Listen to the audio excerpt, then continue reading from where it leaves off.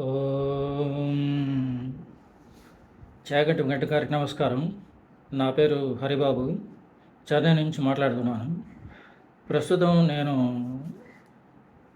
చెప్పదలుచుకుంటున్న విషయం రామాయణంలోని అతి ముఖ్యమైన సీతాహరణం సన్నివేశం గురించి విశ్లేషకులు కానీ, పౌరాణిక ప్రచారకర్తలు కానీ అస్సలు పట్టించుకోలేదని అనిపిస్తుంది.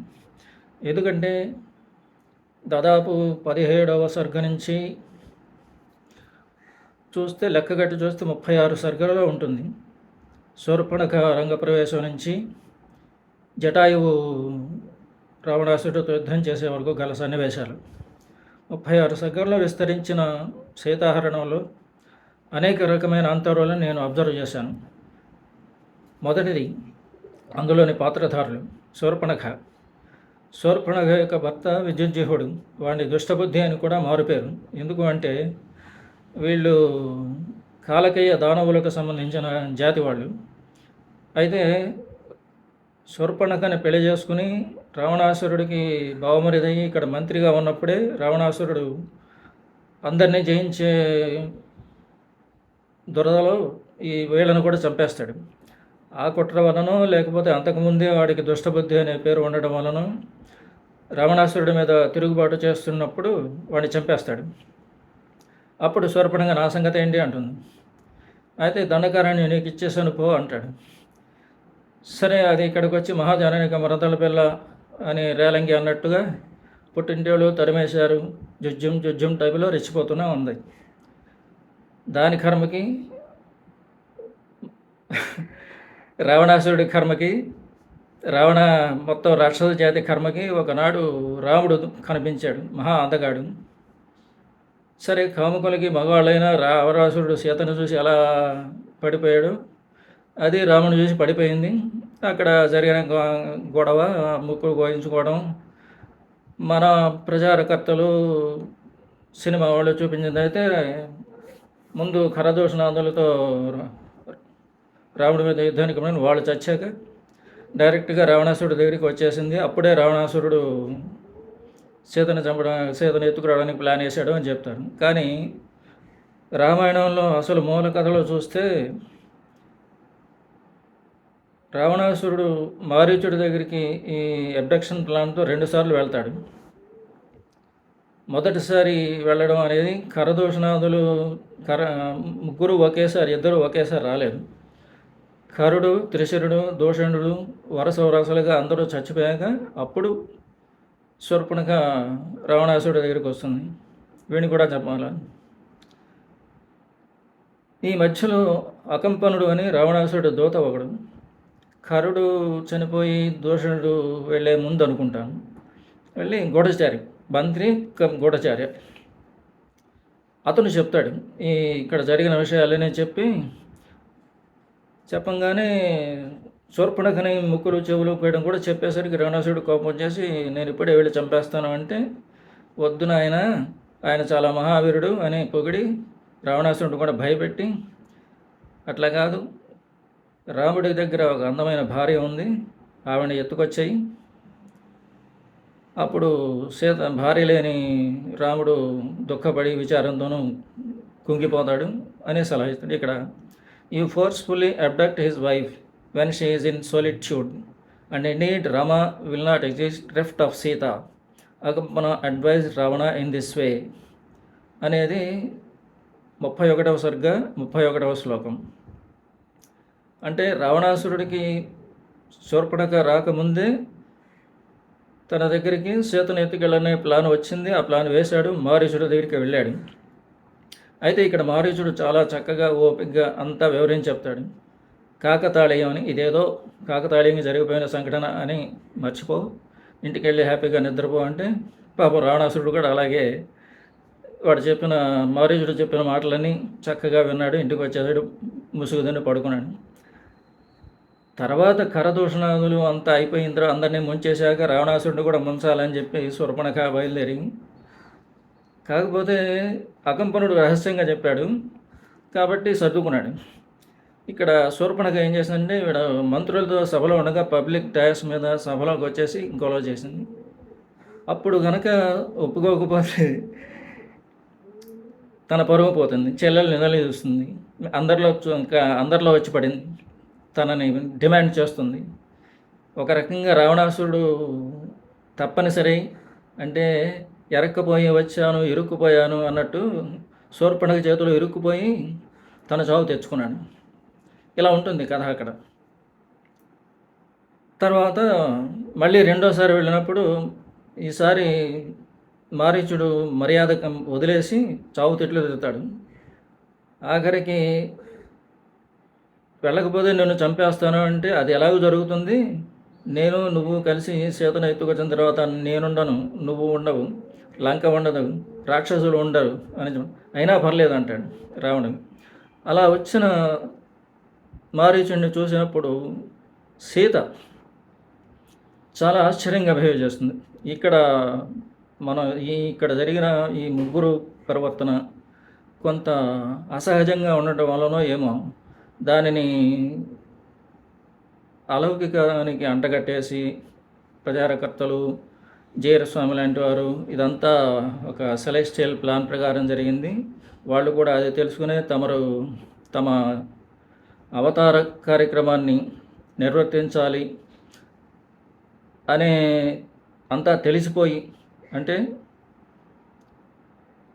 వాళ్ళంతటా వాళ్ళే సీతాహరణం జరపడానికి ఆ ముగ్గురు కూడా, సీత, రాముడు, లక్ష్మణుడు కూడా దాన్ని నడిపించడానికి రావణుడి వైపు నుంచి తను ప్లాన్ వేస్తే వీళ్ళు కూడా కౌంటర్ ప్లాన్ అంటుగా ప్రవర్తించారు అనే రకంగా చెప్పడానికి పనికొచ్చేలా ఉంటాయి అక్కడ సన్నివేశం. ఎలా అంటే మారీచుని చూడగానే సీత మామూలుగా మనం భార్యాభర్తలు, కుటుంబ సభ్యులు అందరూ కూర్చుని కొంతమంది పెడగా మాట్లాడుకుంటున్నప్పుడు ఒకరు ఏదన్నా ఆశ్చర్యకరమైన విషయాన్ని చూస్తే మళ్ళీ పిలిచి వాళ్ళని ఇక్కడికి రమ్మని వాళ్ళకి అది చూపించేటట్టుగా ఉంటుంది సీత ప్రవర్తన. లక్ష్మణుడు చూడగానే మారీచుడిని గుర్తుపడతాడు.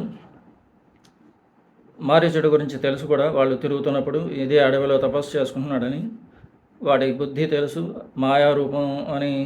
మాయారూపంతో ఇదివరకు చాలామంది రాజులను ఇలాగే సంహరించాడు అని లక్ష్మణుడు చెప్తాడు. కానీ ఆ లక్ష్మణుడు చెప్పినప్పుడు సీతారాముడు కూడా ఒక రకంగా నవ్వులాటగా తీసుకోవడము, సీతకేమో లక్ష్మణుడు చెప్పిన మాటలని సుచిస్మిత అంటే లక్ష్మణుడు మాటలని నవ్వుతూ జవాబు చెప్పడము, అంటే ఒక రకంగా అక్కడ రాముడు సీత ప్రవర్తించినది చిన్నపిల్లాడు హఠాత్తుగా పెద్దరికం తెచ్చుకొని పెద్దవాళ్ళ మీద పెత్తనం చేస్తున్నట్టుగా మాట్లాడేది పెద్దలు ఎలా ప్రవర్తిస్తారో అలాంటి ప్రవర్తన చూపిస్తారు రాముడు, సీత కూడా. అయితే ఇక్కడ విచిత్రమైన సన్నివేశం ఏంటంటే, ఆ సన్నివేశంలో జరిగింది ఇప్పుడు వరకు మన వాళ్ళు సీతయే ఈ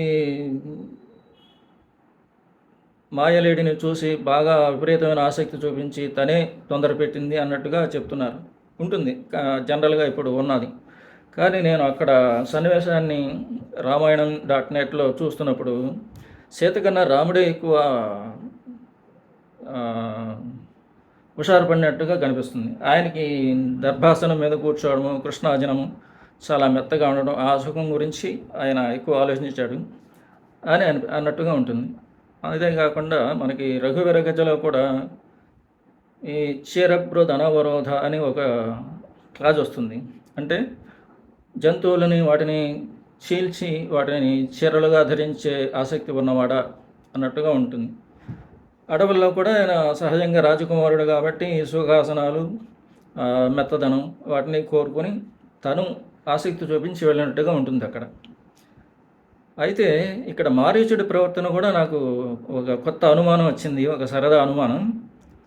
అదేమిటంటే మారీచుడు రావణాసురుడిని ఎన్ని విధాలుగా చెప్పినా కానీ విననప్పుడు, అతను చంపేస్తాను అన్నప్పుడు అతనికి కనుక కొంచెం తెలివితేటలు, అతను తెలివైనవాడే మారీచుడు, కౌంటర్ ప్లాన్ వేసి ఇక్కడికి వచ్చినప్పుడు వీళ్ళని మోసం చేసి వీళ్ళని సీతాహరణం జరిపించడానికి బదులుగా అతను అప్పటికే మంచివాడిగా మారిపోయాడు కాబట్టి రాముడికి ముందు కనపడి ఇలా రావణాసురుడు మిమ్మల్ని ఈ విధంగా కుట్ర చేసి మీ మీద డైరెక్ట్గా యుద్ధానికి రాకుండా కుట్రలు చేసి మిమ్మల్ని బలహీనపరచాలనుకుంటున్నాడు అని చెప్తే అసలు అప్పుడే కాదు, వనవాసం అంతట్లోనూ సీతాహరణం జరిగేది కాదు అనిపిస్తుంది నాకు. ఎందుకంటే అక్కడ రాముడు, లక్ష్మణుడు, సీత మారీచుడిని చూశారు. మారీచుడే తమను ఏదో ఇబ్బంది పెట్టడానికి దుర్మార్గాలు చేస్తున్నాడు అనుకున్నారు, కానీ అది రావణాసురుడి ప్లాన్ అని అనుకోలేదు. అనుకుని ఉంటే జాగ్రత్తలు తీసుకున్నారు. ఎందుకంటే వాళ్ళందరూ ముగ్గురు రాజనీతి తెలిసిన వాళ్ళే, శత్రువుల్ని ఎలా ఎదుర్కోవాలి. దీనికి ఒక ముఖ్యమైన కారణం ఏంటంటే వాళ్ళు రుజువర్తనులు కాబట్టి వాళ్ళు ఎక్స్పెక్ట్ చేస్తున్నది ఏంటంటే రావణాసురుడికి ఖరదోషనాథుల్ని చంపడంతో రావణాసురుడి కోపం వస్తుందని తెలుసు. రావణాసురుడి నుంచి వాళ్ళు డైరెక్ట్ అటాక్ కోసం ఎదురు చూస్తున్నారు, కానీ ఇట్లా నీచమైన ఎత్తుగడల్ని అటువైపు నుంచి ఊహించలేదు వీళ్ళు. అదే మారీచుడు కనుక చెప్తే రావణాసురుడు ఈ ప్లాన్ మీద నన్ను ఒప్పించాడు, కానీ నాకు మనసు ఒప్పలేదు, మీకు చెప్తున్నాను, మీరు జాగ్రత్తగా ఉండండి అంటే తప్పనిసరిగా జాగ్రత్తలు తీసుకునేవాళ్ళు. కాబట్టి ఇక్కడ జరిగింది ఏంటంటే నాకు వచ్చిన తమాషా ఊహ, రావణవధ అనేది ఋషులు అందరూ ప్లాన్ వేసి రాముణ్ణి అయోధ్య నుంచి అడవులకు తీసుకొచ్చారు దేవతలు కలిసి. కైకకి రహస్యంగా రేపు నువ్వు రాముడిని అడవులకు పంపించాలని చెప్పారు అని అలా కాకుండా మారీచుడు వల్లనే జరిగింది. మారీచుడు ప్లాన్ అది. ఎందుకంటే అక్కడ తను 2 ప్రయోజనాలు ఆశించాడు. ఎలాగూ తను తపస్సు చేసుకుంటున్నాడు. రాముడి చేతిలో చచ్చిపోతే తనకి మోక్షం వస్తుంది. సీతని కనుక ఎత్తుకెళ్తే రాముడు తప్పనిసరిగా రావణాన్ని చంపేస్తాడు. తను ఇన్ని మంచి మాటలు చెప్పి వద్దురా బాబు అని చెప్తే తనని చావు వైపు పంపిస్తున్నందుకు ఒక రకమైన కక్ష. అతను తపస్సు చేస్తున్నా కానీ రాగద్వేషాలు ఇంకా ఉన్నాయి కాబట్టి అవి పనిచేసి రావణాసురుడు కొంప ముంచడానికి కావాలని మారీచుడి వల్లనే రావణవధ జరిగిందనేది నా అభిప్రాయం. నమస్తే, నేను doctor Venkata Chaganti, president, university of applied Vedic sciences.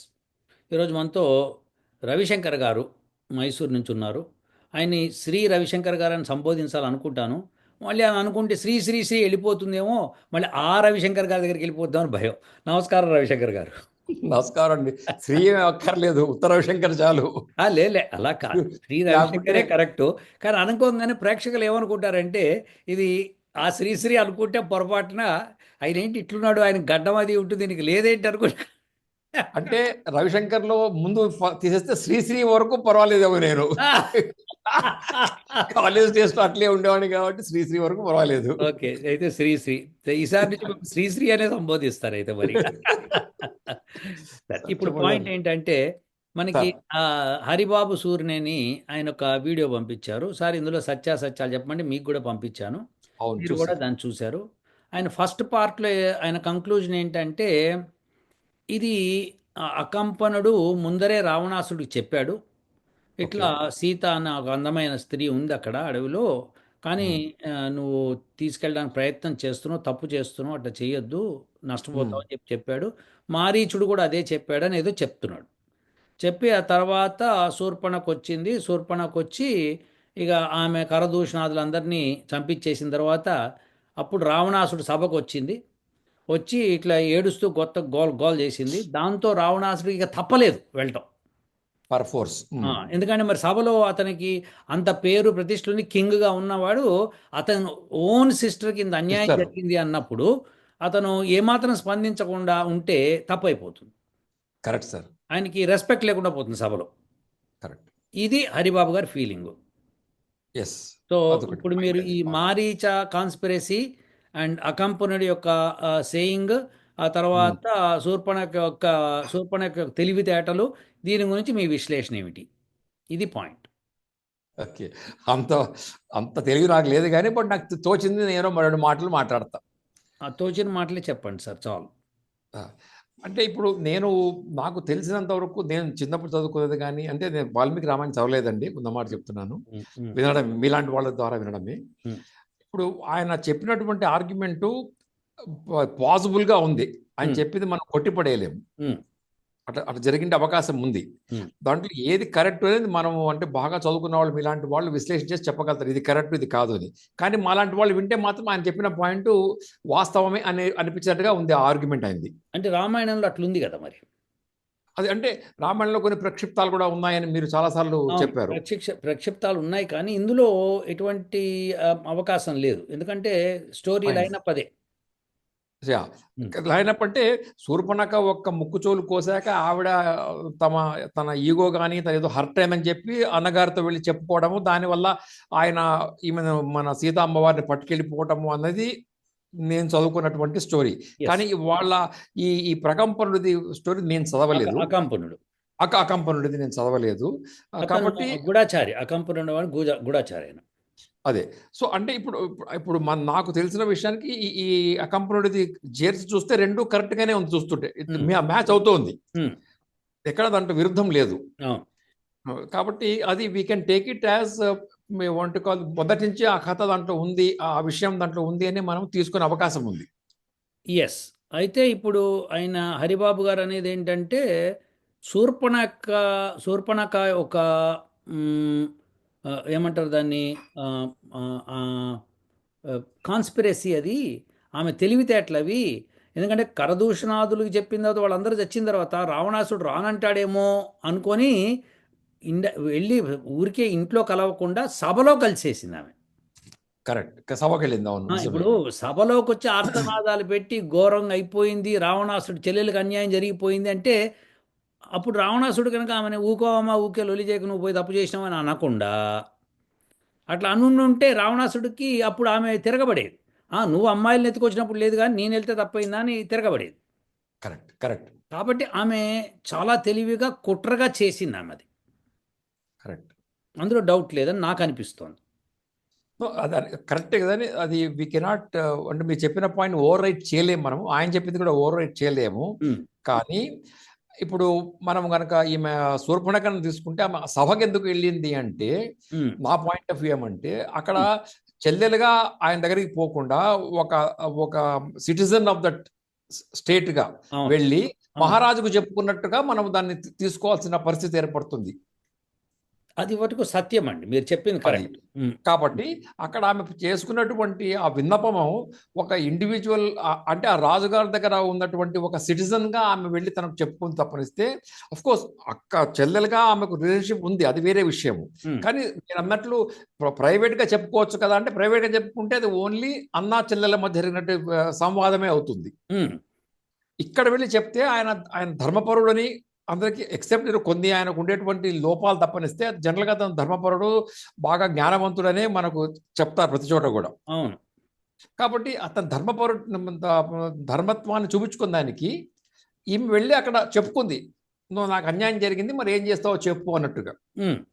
రాజు చెప్పుకున్నట్టు, సపోజ్ నాకే ప్రాబ్లం వచ్చింది అనుకో, నేను పోలీస్ ఆయనకి చెప్పుకున్నట్లు అట్లా ఆమె చెప్పుకుంది. ఆమె ఆ పోలీస్ ఆయన మీ అన్నయ్యే కావచ్చు, అన్నయ్య కావచ్చు, మా ఫాదరే కావచ్చు, ఎవరన్నా కావచ్చు.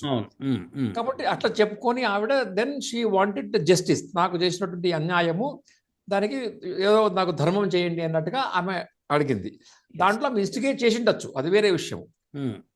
అంటే నువ్వు రాజుగా నువ్వు చేయలేవా, నీకు సత్తా లేదా, నీకు పటుత్వం లేదా అన్నట్టుగా అడిగిండొచ్చేమో. అడిగింది కూడా, ఆమె డైలాగ్ కూడా కొట్టింది. అదే కాబట్టి అది ఆమె కాస్త సిటిజన్ షార్ప్ గా చెప్పింది కూడా. అదే కరెక్టే. కాబట్టి అంటే as a citizen she is trying to కొంచెం ఆయన్ని ఉత్తేజపరిచేందుకు అలా మాట్లాడి ఉండొచ్చు కాదండి, మాట్లాడింది ఆవిడ. నేను ఎందుకు అంటున్నానంటే, నాకెందుకు అనిపిస్తుందంటే, మీరు ఆమె ఫస్ట్ రాముడి దగ్గరికి వెళ్తుంది, రాముడి దగ్గరికి వెళ్ళి బాగున్నాడు అందగాడు నేను వలిచాను నేనని చెప్పింది. అప్పుడు రాముడు ఏమన్నాడు, అమ్మ నాకు పెళ్ళి అయింది, ఈయన ఉన్నాడు పక్కన, ఆయనకి పెళ్ళాం లేదు పక్కన, కాబట్టి ఆయన అప్రోచ్ అవ్వు అన్నాడు. అంటే ఆమె వెంటనే తడుముకోకుండా అప్రోచ్ అయిపోయింది. అంటే అక్కడ చూపిస్తున్నది ఏంటంటే ఆ స్త్రీలో ఎటువంటి ప్రేమ లేదు, కేవలం కామంతో ఉంది ఆమె. సో కామంతో పబ్లిక్లో అలా పడిపోయే స్త్రీకి ధర్మాలు ఉంటాయా రవిశంకర్ గారు? అంటే ఆమెకు ఉండకపోవచ్చు, కానీ రాజుగా ఆయనకు ఉంటుంది కదా, అది ఉంటుంది కరెక్టే. కానీ ఆమెకు ఆ ధర్మాలు లేవనే తెలుస్తోంది మనకి. ఎందుకంటే బ్లైండ్. అదొక్కటే కాకుండా పోన్లే రాముడు వద్దన్నాడు, సరే నాకు వేరే మగవాడు దొరికాడు, బాగున్నాడు, ఇతను కూడా బాగానే ఉన్నాడు, ఎవరినైతే ఉంది ఇది పెళ్లి చూపులు అని కాసేపు మనం అనుకుందాం, కాసేపు పెళ్లి చూపులా అనుకుందామే, ఇగో ఇతను నచ్చలేదు, సరే అతనికి నచ్చలేదు కాబట్టి ఇతనికి నచ్చుతానేమో అని వెళ్ళిందేమో అనుకోవచ్చు. కానీ ఇద్దరు కూడా రిజెక్ట్ చేయడంతో, అందులో లక్ష్మణుడు క్లియర్గా చెప్తాడు, అమ్మ నాకు భార్య ఉంది, నేను ఇక్కడ మా అన్నకు సేవ చేసుకుంటున్నాను, సేవ మా చేస్తుంది. వదినకి సేవ చేసుకుంటున్నాను. కాబట్టి నన్ను వాళ్ళకి సేవకి నేను అంకితం అయిపోయాను. సో, నన్ను డిస్టర్బ్ చేయొద్దు అని చెప్తాడు. అప్పుడు సీత కుటీరం నుంచి బయటికి రావడం గమనిస్తుంది. ఓహో! ఈమె ఉండబట్టి వీళ్ళిద్దరూ నా మాట వింటలేదు. ఈమెను తినేస్తే అయిపోతుంది ఓ పని అని ఆమె మీద పడబోతుంది. మీకు అర్థమైందా రవిశంకర్ గారు ఇక్కడ? అర్థమైంది. అంటే ఏంటి? ఆమెలో ఎట్టి పరిస్థితుల్లోనూ పెళ్లి చూపులుగా తీసుకోలేదు ఆమె. కేవలం రాక్షసత్వం ఉంది. కామంతో నిండిపోయిన అధర్మమైన ఆలోచనలు తప్పితే ఎక్కడా ధర్మపరమైన ఆలోచనలు కనిపించట్లేదు. అదే తప్పు ప్యూర్ లేదు. ఒక స్త్రీ రాక్షసత్వం. ఒక పురుషుడిని ఇష్టపడడంలో అస్సలు తప్పు లేదు. అతను రిజెక్ట్ చేస్తే ఇంకోళ్ళని ఇష్టపడడంలో అసలు తప్పు లేదు.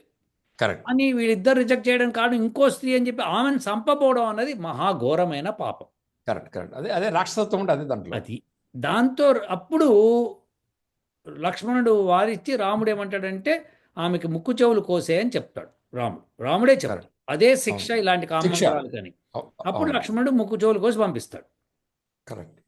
అప్పుడు ఆమె వెళ్ళి కరదూషణాదుల దగ్గరికి వెళ్ళి విన్నవించుకొని వాళ్ళు రావటం, యుద్ధం చేయటం అంతా మనకు తెలిసిన విషయమే. వాళ్ళు ఎప్పుడైతే చనిపోయారో ఇంకా ఆమెకి ఎట్లా చనిపోయినప్పుడన్నా బుద్ధి వచ్చి అయ్యో నేను ఇంత పొరపాటు చేశాను, మా అన్నల్ని చంపించాను, ఇది ఇది నా పొరపాటు, ఇది నా మూలంగా వీళ్ళందరూ ఈ ఈ ఈ వంశమంతా నాశనం అయిపోయింది, కాబట్టి ఇది నా తప్పు అని రియలైజ్ అయ్యి రావణాసుడి దగ్గరికి వెళ్ళినప్పుడు అన్నా నేను తప్పు చేశాను, ఇలా వాళ్ళని డిస్టర్బ్ చేశాను, దాంతో మన వంశం నాశనం అయింది, ఇది నాకు శిక్ష నువ్వు వెయ్యి అని చెప్పాలి ధర్మాత్మురాలు అయ్యి ఉంటే. అవి ఉంటే అటువంటి భావన ఉంటే కాకుండా సభలో అందరి ముందు రెచ్చిపోయింది. రెచ్చగొట్టింది రెండు కూడా. మీకు హైదరాబాద్లో మీకు ఒక హైదరాబాద్ దాదాల గురించి మీకు ఒక కథ చెప్తాను. మీకు హైదరాబాద్లో ఉన్నారు కానీ మీకు తెలుసు. నేను ఆ దాదాల గురించి ఒక కథ చెప్తాను. ఇప్పుడు నాకు ఒక ప్రాబ్లం వచ్చిందండి. నాకు ఒకడు నన్ను సతాయిస్తున్నాడు, వాడు డబ్బుల కోసం వేధిస్తున్నాడు, ఏదో వేధిస్తున్నాడు. అప్పుడు నేను వాడి నుంచి చుట్కారా కావాలి నాకు. నేను శక్తిమంతుడిని కాదు వాడి దగ్గరికి వెళ్ళడానికి. కరెక్ట్. అప్పుడు నేనేం చేస్తానంటే ఆ పేటలో ఉన్న దాదా దగ్గరికి వెళ్తా. వెళ్ళి అన్నా నువ్వు ఎంత గొప్పవాడు అన్నాను కాసేపు మెచ్చుకొని, ఇగో వాడు నన్ను ఇలా సతాయిస్తున్నాడు అంటే నా పేరు చెప్పరా వాడు వెళ్ళిపోతాడు అంటే, నీ పేరు చెప్పాక ఇంకా రెచ్చిపోతున్నాడు అన్నా అంట. కరెక్ట్. కరెక్ట్. అప్పుడు వాడికి ఇగ్నైట్ అయిపోతుంది, ఇగో ఇగ్నైట్ అవుతుంది. అది కూడా ఎప్పుడు చెప్తాను, Exactly. వాడు అనుచరులు అందరూ పక్కన ఉన్నప్పుడు. ఇజ్జత్ కా సవాల్. ఇజ్జత్ కదా. అప్పుడు వాళ్ళు ఒకడు ఎట్లన్నా లేస్తాడు, ఏందన్నా నీ పేరు చెప్పాక కూడా వాడు ఎట్లన్నాడు అంటే చాలు పోదాం అంటాడు. అయిపోయి కరెక్ట్. కిస్సా కుర్సీకా. సో దేర్ఫోర్ ఇదే విషయము ఈమె యూనో కన్స్పైర్ చేసింది. కరెక్ట్. సో ఇది మనకు తెలుస్తోంది ఈ యొక్క దానిలో. దీన్ని హరిబాబు గారు చక్కగా విశ్లేషణ చేశారు. కరెక్ట్ ఆ మాట. ఆమె కన్స్పైర్ చేసింది. కాకపోతే ఇంకొక తప్పు మాట అన్నాడు ఆయన. దానికి ఏమన్నాడంటే మారీచుడు కూడా కన్స్పైర్ చేశాడు అని చెప్పి. అవును అన్నాడు. అయితే మారీచుడు ఎందుకు చేశాడంటే ఫస్ట్లో వచ్చినప్పుడు వద్దన్నాడు అని ఏదో చెప్పాడు. రెండోసారి వచ్చినప్పుడు సరే నీ చేతిలో చావడం కంటే వాడి చేతిలో చావడం మంచిదని అనుకున్నాడు. ఎట్లన్నా నువ్వు సీతను ఎత్తుకెళ్తాడు, ఎత్తుకెళ్ళిపోయిన తర్వాత యూనో రాముడు ఎట్లనో చంపేస్తాడు, మొత్తం లంకంతా అయిపోతుంది, సమూలంగా నాశనం అయిపోతుంది, పీడ విరగడవుతుంది అని అనుకున్నాడు అన్నట్టుగా చెప్పాడు. అవును. దీంతో మీరు ఏకీభవిస్తారా? అంటే మనకు అంటే నేను వాల్మీకి రామాయణం చదవలేదు కాబట్టి నేను దాన్ని ఎక్కువ విశ్లేషణ చేయలేను. కానీ ఈ పాయింట్ ఏదైతే చెప్పారు స్పెసిఫిక్గా ఆ పాయింట్ మీద కనుక ఆలోచిస్తే అది అట్లా మారీచుడు చేసినట్టుగా అట్లీస్ట్ మనకు మామూలుగా దాన్ని ట్రాన్స్లేట్ చేసిన కథలు ఎక్కడ అట్లా రాయలేదు. అంటే ఈ పర్టికులర్ సైకాలజీతో అతను బిహేవ్ చేశాడని రాయలేదండి. రాయలేదు కాబట్టి అంటే ఇప్పుడు మామూలు ఒరిజినల్ వాల్మీకి రామాయణానికి చాలా ప్రక్షిప్తాలు వచ్చాయి. కానీ కానీ దాంట్లో ఇది రాలేదు, ఈ ప్రక్షిప్తం రాలేదు. రాదు కాబట్టి బై లాజిక్ ఈ పర్టికులర్ పాయింట్ ఆఫ్ వ్యూ తప్పేమో అనిపిస్తుంది నాకు. Not stand for water on the అంటారు లాజిక్ నిలబడదు అనిపిస్తుంది.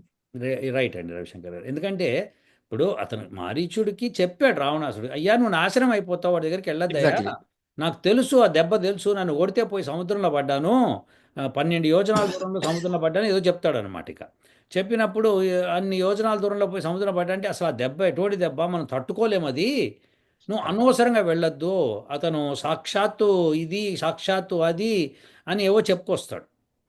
అది ఇప్పుడు అలా చెప్పడంలో ఏమనిపిస్తుందంటే రవిశంకర్ గారు, ఇప్పుడు ఒక ఈగోయిస్టిక్ పర్సన్ ఎదురుగుండా అతని ఎనిమిని పొగిడితే ఆ ఈగో ఇంకా పెరుగుతుంది, కాలుకొస్తుంది వీడికి, తరగదు. తరగదు.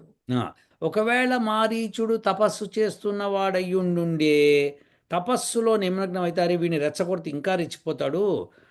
అలా కాకుండా అయ్యా రావణా నీ ముందు వాడు పురుగయ్యా, అలాంటి వాడితే నీకెందుకు, నీకు ఎగ్జాక్ట్లీ. ఇంతమంది అందగతైన భార్యలు ఉన్నారు, నువ్వు అలాంటి సీత ఏం పెద్ద అందగత కాదు, నీ యొక్క భార్యలతో కంపేర్ చేస్తే అని చెప్పుంటే బాగుండేది. అదే అంటే మండోదరి కూడా చాలా అత్యంత సౌందర్యవతిని కదా చెప్పారు కదా. అతిలోక సుందరి అండి ఆవిడ, అదే అతిలోక కాబట్టి మీరు సుందరి. అన్నట్టు ఆ మాట చెప్పిండొచ్చు ఆయన. అట్లా చెప్పుంటే బాగుండేది కదా మరి. అదే అదే అదే కరెక్ట్ కరెక్ట్. ఇప్పుడు ఫర్ ఎగ్జాంపుల్ అది అది ఇప్పుడు రావణాసురుడు యొక్క ఈగోని రెచ్చగొట్టినట్ట కాదా అలా. ఇప్పుడు నువ్వు అవును, అవును, రాముడితో అవును. పెట్టుకుంటే నువ్వు చచ్చిపోతావురా అంటే, రావణాసురుడు 3 లోకాల మీద దండయాత్ర చేసి ఆ గొడవ చేసి ఈ గొడవ చేసి లంకాని బంగారు లంకగా కట్టించి అతను అంటే వణికిపోయేటట్టు అందరూ అందరు మొత్తం స్టోరీలో అంతా రావణాసురుడు అంటే వణికిపోవడమే కదా. సో శివుడు అట్లా అలాంటి వాడికి రావణాసురుడు. లేపాడంటే అతని ఆ, కొండలే అంత శక్తిమంతుడని ఎస్, అది అది సీత ఉత్ప్రేక్ష. కూడా మాట అంటుంది. సో ఏమైనా కానీ అతని యొక్క ఈగోని నువ్వు టచ్ చేయటము అంటే you are purposefully doing it in spite of knowing that fact. Instigating him. Yes, ఏదో ఇప్పుడు మారీచుడు మంచి చెప్పడానికి ప్రయత్నం చేశాడు అనుకుంటే మంచి చెప్పడం కొద్ది తెలివితేటలతో చెప్పాలి. అవును, సాఫ్ట్ గా ఉంటుంది. ఎగ్జాక్ట్లీ. కానీ రెచ్చగొట్టాడు రావణాసుడు. అవును. అప్పుడు రావణాసుడు అన్నాడు, నువ్వు వెళ్తావా, వెళ్ళి ఒక గోల్డెన్ డీర్ లాగా వెళ్తావా, లేకపోతే నేను ఇక్కడ చంపేనా అంటాడు. అంటే అప్పుడు నీ చేతిలో చచ్చే కంటే రాముడి చేతిలో చచ్చడం బెటర్ అని చెప్పి అంటాడు. అది ఇంకొక ఈగో దెబ్బ. మీకు అర్థమైందా? మరి ఇదంతా ఈగోని దెబ్బ కొడుతుంటే వాడే గొప్పవాడు అంటే అతను చెప్పడం, వాడే గొప్పవాడు నీకు ఆయన అక్కడే వస్తానని చెప్పడం. ఎంత ఎంత అంటే అసలు రావణాసుడు సిగ్గు ఉంటే కనుక రావణాసుడికి అప్పుడు చంపేసేవాడు వాడిని. పక్కన పెట్టి వెళ్ళిపోవాల్సింది బ్యాక్కి. కాదు అసలు వాడు అప్పుడు చంపేసేయాలి ఫస్ట్. అసలు రూల్ ప్రకారం తెలియపోతుంటే తలకాయ తీసేసాడు అక్కడే. ఎగ్జాక్ట్లీ ఎగ్జాక్ట్లా. సో సరే అనుకుందాం కాసేపు. సో మారీచుడిది కూడా కొద్దిగా ఉందా అనేటట్టుగా ఫీలింగ్ వచ్చిందని హరిబాబు గారి యొక్క సంశయం. నాకు అట్లా అనిపించలేదండి. అనిపించలేదు. యా, సో నాకు అట్లా అనిపించలేదు. ఎందుకంటే మారీచుడు ఆ తెలివితేటలుంటే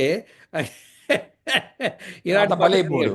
అది బలైపోడు. Exactly exactly. సో ఇది first part of the discussion for Haribabu గారిది. సో కొంత మనము ఏకీభవించాం, కొంత వ్యతిరేకించవచ్చు మనం దీనిలో.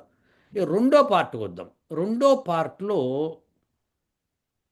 హరిబాబు గారు ఏమన్నారో మీరు విన్నారు. ఇందులో నాకు ఒక 2 శ్లోకాలు పంటి కింద తగులుతున్నాయి. సీత రావణాసురుడితో మాట్లాడుతున్నప్పుడు చాలా వాదన జరుగుతుంది. మనకి సినిమాల్లో ఒక 2 మాటలు చెప్పేసి ఆ తర్వాత వెంటనే భయంకర వికటాట్టహాసం చేసేసి ఆవిడ కళ్ళు తిరిగిపోగానే మట్టితో సహా ఎత్తుకెళ్ళిపోయాడని ఆకాశంలోకి చెప్తారు. కానీ అక్కడ సీత ఒక మాట అంటుంది,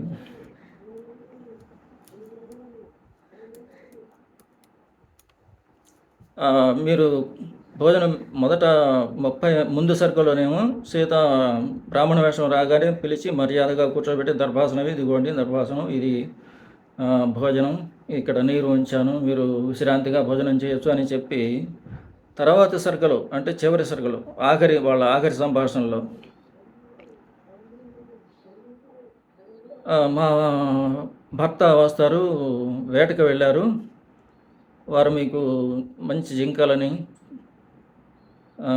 మాంగూస్ అని ముంగెసలని చంపి వాటి మాంసాన్ని మీకు అప్పుడు అవి దొరుకుతాయి అనే మాట చెప్తుంది.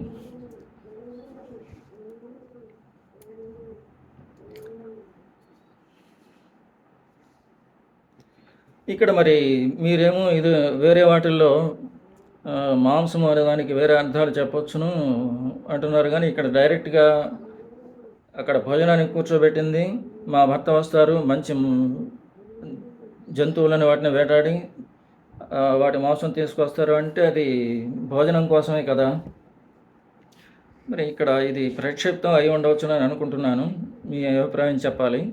అది అక్కడ ఉంటే మాత్రం మాంసాహారాన్ని సమర్థిస్తున్నట్టుగానే ఉంటుంది. ఎందుకంటే సీత అలవాటుగా అందరు అతిథులకి మాంసాన్ని తీసుకొచ్చి వడ్డించే అలవాటు చొప్పునే రావణాసురుడికి కూడా ఇది ఈ సూచన చేసినట్టుగా ఉంటుంది. అది మీరు అనాలిసిస్ చెప్పాలి.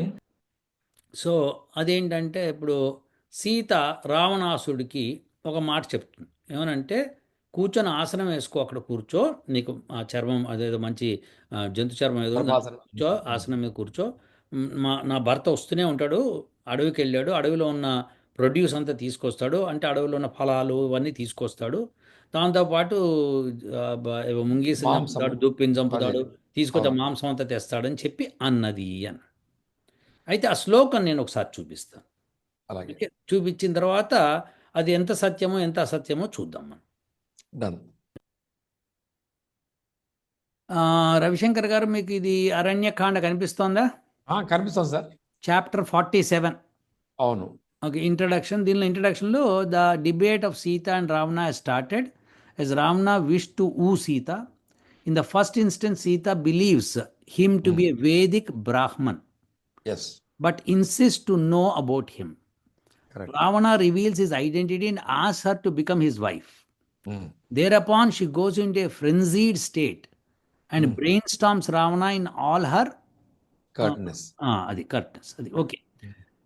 ఇప్పుడు మీరు క్లియర్గా అర్థం చేసుకోవాల్సి, Sita believes him to be a Vedic Brahmin. Brahmin. అవును. ఓకే, క్లియర్గా ఉంది, స్పష్టంగా ఉంది. అవును.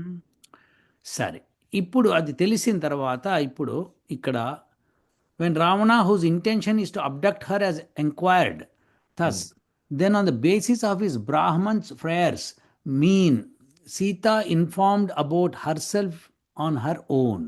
ఇతను ఒక బ్రాహ్మణుడు అని బ్రాహ్మణుడు వేషంలో ఉన్నాడని ఆమెకు తెలియదు, కానీ బ్రాహ్మణుడు అనుకుంది. అవును. వేషం చూసి బ్రాహ్మణుడు అనుకొని అతనికి మరి తన చరిత్ర అంతా చెప్పింది. సరే, చెప్తా ఉంది, బాగుంది, very good. Okay, thinking briefly that he is a Brahmin and an untimely guest. He will indeed curse me if he is not replied. Sita spoke this sentence. అంటే అతను ఒక మంచి బ్రాహ్మణుడు, అతను అడిగాడు, నన్ను నా వివరాలు అడిగాడు, నేను చెప్పకపోతే నన్ను శపిస్తాడేమో. అన్టైమ్లీ వచ్చిన అతను అంటే అతిథి కదా మనకి, మన అంతే అతిథి. అవును. సో అది అతిథి వచ్చాడు కాబట్టి అతన్ని మనము సత్కరించాలి, కూర్చోబెట్టాలి, మర్యాదపూర్వకంగా మాట్లాడాలి అని అనుకుంది. సో అలా వెళ్ళినప్పుడు 23వ శ్లోకంలో 23, 13, 20, 21, 20 ఇక్కడ ఏమంటుందంటే, be comfortable for a moment. Here it is possible for you to make a sojourn, and soon my husband will be coming on taking plentiful forest produce, and on killing stags, mongooses, wild boars, he fetches meat aplenty. Okay, అయితే ఇది ఒక statement, right, number 1 statement. అయితే ఇక్కడ ఏమని చెప్తుందంటే, ఇక్కడ దాని ముందర శ్లోకం చూడండి. Such as we are O eminent Brahmin, అతని అడ్రస్ బ్రాహ్మణంగా అడ్రస్ చేసి, we three are moving about impenetrable Dandaka forest just by our own metal, as we fell down from kingdom owing to Kaikeyi. ఓకేనా? సో కైకేయి మూలంగా మేము పడిపోయాం, దాని మూలంగా ఇట్లా మేము తిరుగుతున్నామని చెప్తుంది అనమాట. సో నువ్వు ఇక్కడ దయచేసి ఇక్కడ కూర్చో, be comfortable for a moment, here it is possible for you to make a sojourn. So ఇది బాగుంది, ఇక్కడ దాకా నువ్వు చక్కగా కూర్చో, ఈ లోపల మా హస్బెండ్ వస్తుంటాడు, ఏదో మాంసం కూడా తెస్తాడని రాసి ఉంది ఇక్కడ. Very good. మళ్ళీ ఇంకో నెక్స్ట్ స్టేట్మెంట్కి వెళ్దాం. Such as you are O Brahmin, you may make mention of your name, parentage and caste in their actuality. For what reason you are wandering in Dandaka forest lonesomely? Thus Sita questioned Ravana. ఈ పైన ఇక్కడ దీనిలో చెప్తూ, ఇక్కడ మాంసం వస్తాడు అవి అని చెప్పి, దాని ముందరేమో బ్రాహ్మణుని అడ్రస్ చేసి, ఇక్కడ మాంసం తెస్తాడు అని చెప్పింది నీకు తినడానికా కాదా అనేది చెప్పలేదు. Number 1 first. అయితే మాంసం తెస్తాడు ఎ ప్లెంటీ అని అనటం అన్నది ఒకటి. రెండోది, ఇక్కడ నువ్వు నీ యొక్క గోత్రము, కులము ఇవి చెప్పు. ఇక్కడ చూడండి, త్వం నామచ గోత్రం చ కులం చ, అంటే కులం కూడా చెప్పమంటోంది. బ్రాహ్మణ్ అని అడ్రస్ చేసి కులం అని అడగరు ఎవరు. క్లియర్ ఇది. ఇక్కడ ద్విజ అని చెప్పింది. ద్విజ అంటే ఏంటి? బ్రాహ్మణుడు. బ్రాహ్మణుడు అన్నాక కులం గురించి మాట్లాడరు. అంటే నువ్వు కులం వేరు, బ్రాహ్మణుడు వేరు అని రామాయణంలో అర్థమవుతోందా? ఫస్ట్ మనం అది. డిస్కస్ చేయాలి ఆ పాయింట్. అంటే నాకు అలాగే అనిపిస్తోంది. అంటే ఉమ్, ఇప్పుడు పుట్టుకతో ఎవరు బ్రాహ్మణులు కారు అని మనకు వేదంలో కూడా ఉంది అని చెప్తారు కదా! కరెక్ట్ అది. అంటే మనం చేసే కర్మ ప్రకారం మనం యాక్చువల్‌గా బ్రాహ్మణికల్ లైఫ్ స్టైల్ ఉంటేనే నువ్వు బ్రాహ్మణిగా గుర్తించబడతాడు అని మనకు చెప్పడం. అందులో డౌట్ లేదు. కాబట్టి ఉమ్, అంటే నీవు పూర్వాశ్రమంలో ఎటువంటి ఏ అంటే నువ్వు ఎటువంటి కులంలోంచి నువ్వు బ్రాహ్మణుడిగా నువ్వు మారినావు అని అడిగినటువంటి అన్నట్టుగా అనిపిస్తోంది నాకు. అవును, అవును, that's what I'm feeling. Yes, చాలా బాగా కాబట్టి analyze చేశారు మీరు. బ్రాహ్మణుగా చూస్తుంది కాబట్టి బ్రాహ్మణుని ఆయన అడ్రస్ చేసింది. Yes, yes. కానీ మీ గురించి నేను తెలుసుకోవాలనుకుంటున్నాను సార్. మీరు చెప్పండి. మీరు మీ యొక్క బ్యాక్‌గ్రౌండ్ ఏమిటి? ఏ ఏ కులంలోంచి మీరు ఇక్కడికి పరివర్తన చెందినారు బ్రాహ్మణిగా? అబ్బా, బాగా చెప్పారు, బాగా చెప్పారు. అని అడిగినట్టుగా నాకు అనిపించింది ఇక్కడ. Yes, correct. దేర్ఫోర్ అది. ఇప్పుడు సార్ ఏదైనా ద్విజ అనే అడ్రస్ చేసింది కదా. అవును, చేసింది. సో కిమర్థం, దేనికోసం? ఓకే, మీరు ఇది ఇది చరసి అంటే నువ్వు తిరుగుతున్నావు అని అడగడం. చరసి అన్నది ఏకవచన మధ్యమ పురుష అనమాట. చరసి నువ్వు ఎందుకు తిరుగుతున్నావు ఇక్కడ అడవిలో అవును. అని అడుగుతోంది, ద్విజ అని చెప్పి అడుగుతోంది అతను. సో ఇక్కడ దాకా ఆమె క్లియర్గా ఉంది కదా. అవును. సో ఇక్కడ ద్విజ అని తెలిసిన తర్వాత ఇది నీ కోసము, మీటంతా నీ కోసము అని చెప్పడం కాదు ఫస్ట్. కరెక్ట్. పోనీ రాముడి కోసమో, లక్ష్మణుడి కోసం, సీత కోసం అంటే అది కాదు. ఎందుకంటే వాళ్ళు తిన్నట్టుగా ఎక్కడ ఏ పుస్తకంలో రాయలేదు. అయితే ఎందుకు అలా చెప్పిందో చెప్తాను. ఇక్కడ ఈ యొక్క స్టాగ్స్ కానీ, ముంగూసెస్ కానీ, వైల్డ్ బోర్స్ కానీ ఇవన్నీ చంపడం మూలంగా వాటి యొక్క చర్మంతో ఆసనాలు తయారు చేసుకుంటాం. ఓకే. అది కూడా హరిబాబు గారు మెన్షన్ చేశారు. చీరలాగా కట్టుకుంటారు. అవును, ఒంటికి చుట్టుకుంటారు కదా మరి. సో ఇక్కడ అవును. మనం డిస్కస్ చేయాల్సిన పాయింట్ ఏంటంటే ఇక్కడ ఇంకొక శ్లోకం 45 చూపించాలి మీకు.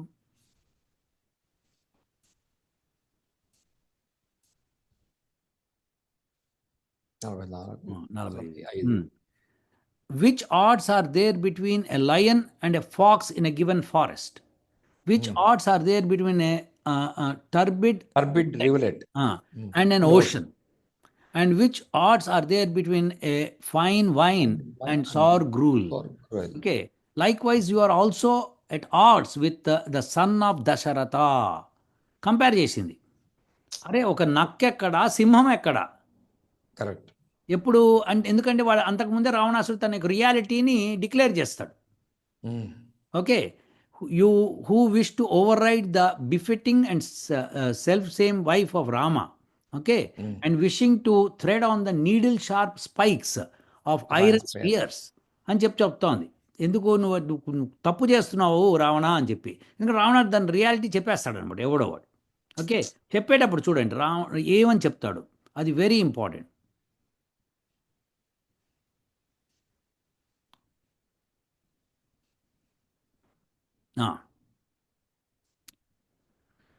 ఇక్కడ you who are an ill-fated demon, O demon, by your wooing of dear wife Raghava, thus you must be visualizing many golden trees.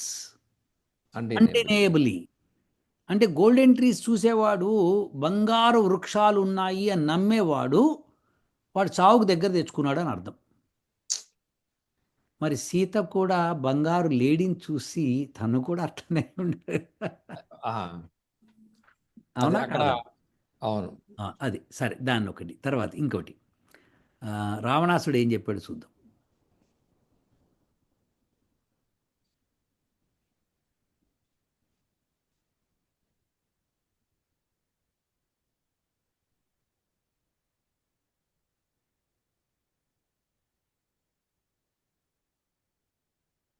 Okay, ఇదండి ఇక్కడ చూడండి. ఓ Sita, of whom all the worlds composed of gods, demons, humans are highly startled. I am that sovereign of hosts of demons known as Ravana. Okay, ఇక్కడ ఇస్తాడు చూడండి. అయితే దీని translation వీళ్ళు సరిగ్గా చేయలేదు అనిపిస్తుంది. ఎందుకంటే ఇక్కడ ఏన విత్రాసిత అని చెప్పి రాశాడు. అంటే దట్స్ కరెక్ట్, అది హైలీ స్టార్టెడ్ అది. ఓకే, లోకాహ స దేవ అసుర మానుష, కరెక్ట్. ముగ్గురు దేవతలు, అసురులు అసురులు మానవులు మనుషులు. ముగ్గురు కూడా స్టార్టల్డ్ అవుతారు. ఉమ్. ఎవరిని చూసైతే అహం సహ ఆ నేను నేను అతన్ని. రావణే, ఓకే, రావణో నామ, అంటే రావణ నామ సంధి కలిగితే రావణో నామ, సీతే అంటే అడ్రస్సింగ్, ఓకే. అదే. ఇక్కడ రక్షో గణ ఈశ్వర, రక్షో అన్న చోట సంధి ఏర్పడి రక్ష వస్తుందన్నమాట. ఉమ్. దీన్ని రాక్షసలాగా తీసుకోలేమో అంటున్నా నేను. ఓకే. రక్ష కానీ అంటే రక్షించువాడు. అవును, సో కరెక్ట్. ఇది రాక్షసుడిలాగా తీసుకోవడం అనేది చాలా తప్పు ఈ ట్రాన్స్లేషన్. సహ ఓకే. సహ రక్ష అవునవునవునవును. గణ ఈశ్వర, సో అటువంటి రక్షించే ఈశ్వరుని నేను అని చెప్తాడు. ఎవరెవరిని? దేవ అసుర మానుష. ముగ్గురిని రక్షించేవాడిని అని చెప్తాడు. So correct. దీంట్లో ఇప్పుడు మనకు అర్థం ఏమవుతుందంటే, ఇప్పుడు ఈ స్టేట్మెంట్ తర్వాత రావణాసుడు నిన్ను తీసుకెళ్ళి నన్ను క్వీన్ చేసుకుంటా అని చెప్తాడు. ఉమ్. అప్పుడు ఆమె, నువ్వు లయన్ ఫాక్స్కి తేడా తెలీదా నీకు? ఉమ్. ఉమ్. ఉమ్. అప్పుడు సరేలే, నీకు మాంసం మీద ఎక్కువగా వ్యామోహం ఉన్నట్టుంది, మా రాముడు తెస్తున్నాడు తినబెడతాడు నీకంటే ఒక అర్థం ఉంటుంది. కరెక్ట్. కరెక్ట్. దానికి ముందర స్టేట్మెంట్లో ఆమె బ్రాహ్మణ బ్రాహ్మణ అని అడ్రస్ చేస్తూ కరెక్ట్. నువ్వు మాంసం తెస్తాడు అనటం, నీకు తినబెడతాడు అనటము తప్పు. అది అసంబద్ధంగా ఉంది. అది అసంబద్ధంగా ఉంది. So correct. అలాంటివి చెప్పరెవరు, కాబట్టి అది తినడానికి కూడా చెప్పట్లేదు ఆమె. తెస్తాడని చెప్తుంది అంతే ఆవిడ. తెస్తాడు అని చెప్పి ఒకటి. అక్కడ సీత తప్పు చెప్పింది, ఆ స్టేట్మెంటు వర్జితము అని చెప్తున్నాను నేను ప్రూవ్ చేస్తాను ఇప్పుడు, ఒకటే నిమిషంలో ప్రూవ్ అయిపోతుంది. రాముడు ఎందుకు వెళ్ళాడండి అసలు బయటికి? అతను మారీచుని చంపేందుకు. గోల్డెన్ డీర్ని పట్టుకురావడానికి. అదే, ఓకే. సరే, correct. Correct. Let us be very clear about. Clear, logical about it. వాళ్ళకి తెలిసింది గోల్డెన్ డీర్ అని. అంతే. సో బంగారు లేడిని తేవడానికి వెళ్ళాడు. అప్పుడు మారీచుని చంపినప్పుడు ఆ బంగారు లేడిని బాణం వేసి కొడితే అది పడిపోయి హే రామ, హే లక్ష్మణ, హే సీత అని అరవటం మూలంగా ఈమె తిట్టి లక్ష్మణుని పంపిస్తుంది. పంపించినప్పుడు ఆమె మా ఆయన దుప్పులు తెస్తాడు, ముంగీసలు తెస్తాడు, లేళ్లు తెస్తాడు అని ఎలా చెప్తుంది? కరెక్ట్. మహా తెస్తే ఆ గోల్డెన్ జింకని తెస్తానని చెప్పొచ్చు. ఇది పాయింట్. సో దేర్ ఫోర్ ఈ పాయింట్ మనం దృష్టిలో పెట్టుకున్నప్పుడు ఈ యొక్క శ్లోకాన్ని యాడ్ చేశారు. ప్రక్షిప్తమైంది. ఖచ్చితంగా.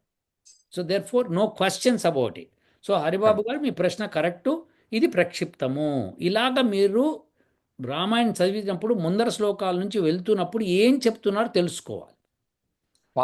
బ్రాహ్మణుడు అని ఒక మాట చెప్పిన తర్వాత నువ్వు మీకు మంచి పళ్ళు ఫలాలు తీసుకొస్తాడని చెప్పాలి. ఇంకోటి ఏంటంటే రాముడే చెప్తాడు గుహుడితో, నేను మునివేషధారును, నేను కందమూలాలు, ఫలాలు, తేనె, నీళ్లు ఇలాంటివి తప్పితే నేను ముట్టకూడదు అని చెప్తాడు. కరెక్ట్. అంటే ఏంటి? మునివేషధారంలో ఉన్నవాడు, అడవిలో ఉన్నవాడు ఇలాంటి మాంసభక్షణ చేయడు అని స్పష్టమవుతుంది. అప్పుడు వచ్చిన రావణాసురుడిని బ్రాహ్మణుడు అని అడ్రస్ చేస్తున్న సీత, అతను మాంసం తింటాడు అని ఎలా అంటుంది? తప్పు కదా. కరెక్ట్. ఇప్పుడు నేను లిక్కర్ తాగను, సపోజ్ నా స్నేహితులు వచ్చి మంచి సభ పెట్టి నన్ను అక్కడ నుంచోబెట్టి, గురువుగారు మీకు మంచి లిక్కర్ తాగిపిస్తాను అంటే ఎంత పాపం అవుతుంది చెప్పండి? హాస్యాస్పదంగా ఉంటుంది. ఎంత అవమానకరంగా ఉంటుంది చెప్పండి? అవును, అవును. సో అంటే వచ్చిన అతిథిని, బ్రాహ్మణుడిని నీకు మాంసం తినిపిస్తానంటాం కూడా అంత అవమానం. కరెక్ట్. కాబట్టి ఆ శ్లోకం ప్రక్షిప్తము. లేకపోతే మాంసం వాటి యొక్క చర్మాలను తీసుకొస్తాడు కాబట్టి వాటితో మాంసం రావచ్చుగాక తర్వాత, కానీ అది తినబెడతానని నేను చెప్పలేదు అక్కడ. కరెక్ట్. సో ఇది మనం బాగా అర్థం చేసుకోవాలి. సో వాళ్ళు ఏం చేశారు? యాడ్ చేసిన వాళ్ళు సడన్గా మార్పు పెట్టేశారు ఇక్కడ, వితౌట్ థాట్ ప్రాసెస్ పెట్టేశారు అక్కడ. అది వాళ్ళు ఏమనుకున్నారంటే పెట్టేసాం తర్వాత సంగతి అనుకున్నారు. బాత్కి బాత్. సో ఇది మనము, అందుకనే మా స్టూడెంట్స్ ఇప్పుడు చదువుతున్న వాళ్ళు రేపొద్దున రామాయణాన్ని ప్రక్షిప్తం ఎందుకో కూడా ఇట్లా లాజికల్గా థింక్ చేసి తీసి పక్కన పెట్టి ప్యూర్ రామాయణాన్ని రాస్తారు. అది మేము వెబ్సైట్లో కూడా పెడతాం. అది. మనం పూర్వకాలం బియ్యంలోంచి రాళ్ళు తీసేసి బియ్యం మాత్రం పెట్టుకున్నట్లు. ఎగ్జాక్ట్లీ అదే పద్ధతి, మనం అదే చెయ్యాలి కూడా. కరెక్ట్. ఎందుకంటే ఎక్కడికక్కడ రాక్షస జాతి చేరిపోతుందండి. అవును. మీరు వద్దన్నా కావాలన్నా వచ్చి చేరిపోతుంది. చేరిపోయిన తర్వాత మీరు దాన్ని ఎలా తృణీకరిస్తారు వాళ్ళని? సరేలే పోనీ పడుంటారు ఆ పక్కన అంటారు మీరు. ఆ యొక్క జాలి దయతో మొత్తం వ్యాపిస్తారు వాళ్ళు. ఇప్పుడు కరెక్టే. నేనున్నాను, అగ్రహారంలో ఉంటున్నాను చక్కగా, నా పిల్లలు ఉంటున్నారు. సరే ఆ రాక్షస జాతి ఆ మూల ఊరవతల ఉంది. వాళ్ళు ఏదో తింటున్నారు మాంసం అది. మా పిల్లలు ఏదో సరదాగా ఆడుకుంటూ అక్కడ దాకా వెళ్ళారు. అప్పుడు వాళ్ళు చూసి అయ్యో చిన్నపిల్ల ఆకలేస్తోంది ఏడుస్తున్నారని చెప్పి వాళ్ళు వాళ్ళ దగ్గర ఉన్న మాంసం ముక్క ఇస్తారు. వాళ్ళకి తెలియదు, వీళ్ళకి తెలియదు ఏం తినాలో ఏం తినకూడదు. ఆకలి మీద ఉన్నారు, తిన్నారు. సో అంటే ఏమిటి, మెల్లగా అలవాటు చేసినట్టే కదా. అంతే. అంతే కదా. దొంగచాటు. అంతే. ఈ వ్యవహారం జరిగిపోతుంది. ఒక్కసారి రాక్షస ముఖం లోపల రప్పిస్తే ఇజ్రాయిల్ చేసిన తప్పు మనం చేసినట్టు అవుతుంది. అది. సో అందుకని మనము ఇది కరెక్ట్ హరిబాబు గారు, మీరు ఇది అర్థం చేసుకోవాలి. ఇది ప్రక్షిప్తమైన శ్లోకం, ఇది మీరు దీన్ని సీక్వెన్స్లో ఇది తప్పు వచ్చేసింది, పక్కన పడేద్దాం. ఇంకపోతే మూడో పార్ట్కి వెళ్దాం. హరిబాబు సూరనేని కాదు, ఇది విచిత్రమైన పార్ట్. ఇంకొకటి అకంపనుడు రావణాసుడి సంభాషణ అనలిస్టులు అంటే సంకలనకర్తలు చెప్తున్నప్పుడు ఒక చిన్న మాట వాడారు. Compiler, all the sages including Agastya have declared to Rama that they have planned to bring Rama to Janasthana only to eliminate the demons of Janasthana, and going further from Janasthana to Lanka and eliminating Ravana is Rama's headache, which happens owing to Sita. ఇక్కడ వాల్మీకి తను వర్ణన ప్రకారం చెప్తున్నా కానీ ఋషుల మాట ద్వారా వచ్చినట్టు కానీ అక్కడ ఉన్న పదం అనీత త్వం ఇమం దేశం ఉపాయేన మహర్షిభి, మహర్షులు చాలా తెలివిగా ప్లాన్ చేసి ఈ కథ నడిపించారు అన్నట్టుగా ఉంటుంది. ఇది నాకెందుకో కొన్ని అనుమానాలు వస్తున్నాయి ధర్మానికి సంబంధించి. మీరు ఈ విషయాన్ని క్లియర్ చేస్తే బాగుంటుంది. నా ఎక్స్ప్లెనేషన్ ప్రకారం మారీచుడు అకంపనుడు సలహా ఇచ్చి రావణాసురుడు వాళ్ళ వైపు నుంచి వాళ్ళ దుర్మార్గం ఉంది తప్ప మహర్షులు ఇలా ప్లాన్ చేసి రాముడిని ఒక సీత అపహరణకు గురవడం అనే సన్నివేశం వైపు నడిపించడంలో కొంచెం ధర్మ విరుద్ధంగా కనిపిస్తుంది. మీరు అది ఆ వాక్యాన్ని ఆ శ్లోకాన్ని అక్కడ నేను ముందటి సరుకులో చూస్తే 3:30-35లో అనిహిత త్వం ఇమం దేశం ఉపాయన మహర్షివి అన్నట్టు ఇక్కడ కనబడుతున్నది. అనలిస్టులు కూడా డైరెక్ట్గా రెఫరెన్స్ ఇచ్చారు. Thus, this sagacious Akampana is plotting to bring Sita firstly, for whom Rama comes conquering Ravana, and then the demons on earth will be eradicated. Without Janasthana, Lanka is nothing but an open door castle. So, the sages paved way for Rama through Janasthana to Lanka. అని ఈ compilers చెప్తున్నారు. ఇలా చేయడం వల్ల ఇప్పుడు పురాణికులు కూడా రాముడికి దైవత్వాన్ని అంటగట్టి అదొక లీలా వినోదంలాగా నడిపిస్తున్నారు. కానీ నా ఉద్దేశంలో అంటే మనం సత్యాన్ని తెలుసుకోవడానికి వాడాల్సిన తర్కం ప్రకారం వాడితే అందులో దోషం ఉంది. ఎందుకంటే ధర్మం అనేది కుట్రలా జరగకూడదు. రాముడు ఆల్రెడీ ఋషులకి మీకు ఏదైనా సమస్య వస్తే నేను తీరుస్తాను, మీకు సహాయం చేస్తాను అని ఈ ఖరదూషణాల కన్నా ముందు కొంతమంది రాక్షసుల్ని లక్ష్మణుడు తనకి అడ్డం వచ్చినప్పుడు కొంతమందిని చంపాడు. అలాగే వాళ్ళకు ఒకవేళ రావణాసురుడిని చంపాలి, రావణాసురుడిని చంపేది మాకు పూర్తిగా అంటే డైరెక్ట్గా రాముడిని అడగొచ్చు. అడిగి మాకు ఈ సహాయం కావాలి, రావణాసురుడు వల్లనే వీళ్ళు ఇలా చేస్తున్నారు అని అడిగితే అది ధర్మబద్ధంగా ఉంటుంది.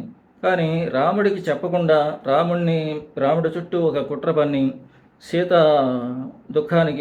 రాముడు దుఃఖానికి గురయ్యేలా చేయడం ఋషులకి ధర్మబద్ధం కాదు.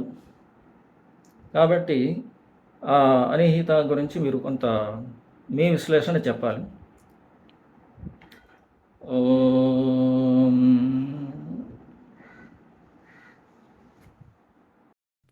ఆయన ఏమంటారంటే ఈ ప్రవచనకర్తలు వీళ్ళందరూ కూడా ఇప్పుడు ప్రచారం చేస్తున్నది ఋషులు వాళ్ళు ముందస్తుగా ప్లాన్ వేసుకొని కైకి దగ్గరికి వెళ్ళి రాముని నువ్వు అడవికి పంపి మాకు అక్కడ చాలా పనులు ఉన్నాయి రాక్షసుల్ని చంపించడానికి అని చెప్తే ఆమె కూడా సహకరించి ప్లాన్ వేసి కుట్ర చేసి రాముణ్ణి పంపిస్తే రాముడు అప్పుడు అడవిలోకి వెళ్తే మళ్ళీ సీతను ఎత్తుకుపోవడానికి మారీచుడు ప్లాన్ వేస్తే ఇలా ప్లాన్లు వేస్తే అప్పుడు వెళ్ళి రావణాసుని చంపాడు అని చెప్తున్నాడు అని ప్రవచనకర్తలు చెప్తున్నారు. ఋషులు వీళ్ళు మంచి ప్లాన్ వేసి తీసుకొచ్చారు అని ఆయన ఏమంటాడంటే మరి ధర్మకార్యంలో ఇలాంటి పనులు ఉంటాయా అని ప్రశ్న. ఫస్ట్ ఆఫ్ ఆల్ అది అసలు ఈ థాట్ ప్రాసెస్ ఇల్లాజికల్గా ఉంది. ఎందుకంటే ఎప్పుడైతే శ్రీరాముడు మరీ చిన్నవాడుగా ఉన్నప్పుడే విశ్వామిత్రుడు వచ్చి మా యజ్ఞయాగాదుల్ని వాళ్ళు రాక్షసులు పాడు చేస్తారు కాబట్టి నాకు ఆయన మీ శ్రీరాముని పంపించండి, ఆయన రక్షిస్తాడు మమ్మల్ని, మేము యజ్ఞయాగాదులు చేసుకుంటాము అని చెప్తే దశరథుడు మహారాజు పంపిస్తాడు అతన్ని. కాబట్టి ఇప్పుడు కనుక అలాంటి కండిషన్ మళ్ళా వచ్చి ఉంటే దశరథ మహారాజు గారు మీరు మీ అబ్బాయిని పంపించండి, మేము అతని సహాయం తీసుకొని రావణాసుని చంపేస్తాం మేము కరెక్ట్ అని చెప్తే అయిపోయేదిగా. ఇంత కింద బికాస్ ఆల్రెడీ ఒక ఎస్టాబ్లిష్ ప్రోటోకాల్ ఉంది అక్కడ, అడిగితే పంపిస్తారు ఆయన. ఎగ్జాక్ట్లీ. కాబట్టి ఇంత గోల పడాల్సిన అవసరం లేదు. అసలు ప్రవచనకారులు నేను వినలేదు కానీ చెప్తే మాత్రము చాలా ఇల్లాజికల్ గా వాళ్ళు చెప్తున్నారని అర్థమైపోతుంది. ఎగ్జాక్ట్లీ. సో బాగా ఆలోచించి చెప్పారు రవిశంకర్ గారు, మీరు చాలా చక్కటి మాట చెప్పారు. ఎప్పుడైతే విశ్వామిత్రులు వచ్చి అడిగితే దశరథుడు పంపించి ఇంకా చిన్నవాడు అప్పటికి. సో తర్వాత పెద్దగా ఇట్లా రావణాసుడు ఇట్లా అంతా గోల్ చేస్తుంటే దండకారులంతా రాక్షసులు వచ్చి సంబంధించి వచ్చి దండయాత్ర చేసి లేపేశాడు, అయిపోయాడు. చెప్పారు దానికి ఇంత కోతి మూక ఇంత అవసరం లేదు ఇక్కడ మనకి. లేదు. అవునా? సో దేర్ఫోర్ అలాంటి ప్రక్షిప్తమే ఇది, అదే అంటున్నా. ఇది ఎవరైతే చెప్పారో ప్రవచనకర్తలు ఇలా చెప్పడం అన్నది చాలా దోషపూరితమైంది, రాముడి యొక్క శక్తిని అవమానపరచడం. అదే కాకుండా చాలా అనాలోచితంగా కూడా వాళ్ళు దాన్ని ప్రవచనం చేసినట్టుగా కూడా నేను అనిపిస్తున్నాను. ఎస్, ఋషుల్ని తప్పు పట్టడం కూడా అవుతోంది ఇది. సో ఇవన్నీ కూడా మనం చాలా బాగా అబ్జర్వ్ చేయాలి. మీరు చాలా చక్కటి మాట చెప్పారు, వండర్ఫుల్ పంచ్ ఇచ్చారు లాస్ట్కి మీరు, చాలా బాగుంది. ఎస్, ఇదండి హరిబాబు గారు మీ యొక్క ప్రశ్నలకు సమాధానాలు. So Ravishankar garu, I think the discussion is over, or is there anything else? ఏం లేదండి, ఈ పాయింట్సే. This what I felt. Your feeling is perfectly correct. Last punch మీరు రాముని ఎందుకు విశ్వామిత్రుడు తీసుకెళ్ళాడో అలానే రావణాసుని చంపడానికి కూడా తీసుకెళ్ళాలి. సింపుల్ స్టోరీ అది, అంతే. So therefore there something wrong with ప్రవచనకర్తలు ఎవరైతే చెప్పారో ఉంటే. అదే నేనైతే వినలేదు, ఉంటే మాత్రం ఈ లాజిక్ వాళ్ళు ఫాలో కాలేదు అక్కడ. అది ఎవరో ప్రవచనం ఎవడో యూట్యూబ్లో చెప్పేసి ఉంటారు, మంచి వాళ్ళు చెప్పారా లేదా అన్నది మనకు తెలియదు. బట్ ఈయన పేరు కూడా చెప్పలేదు కాబట్టి మనకు తెలియదు. చెప్పలేదు. అవును. యా, సరేనండి. అయితే సో ఐ థింక్ ప్రజలందరికీ మన డిస్కషను అబౌట్ రామాయణ కొంత వాళ్ళకు కూడా ఆలోచన రేకెత్తిస్తుందని, అవగాహన వస్తుందని. Yes, let us hope that it will be good for them. Yes అండి. ఉంటానండి. Right, sir. Thanks. ఓ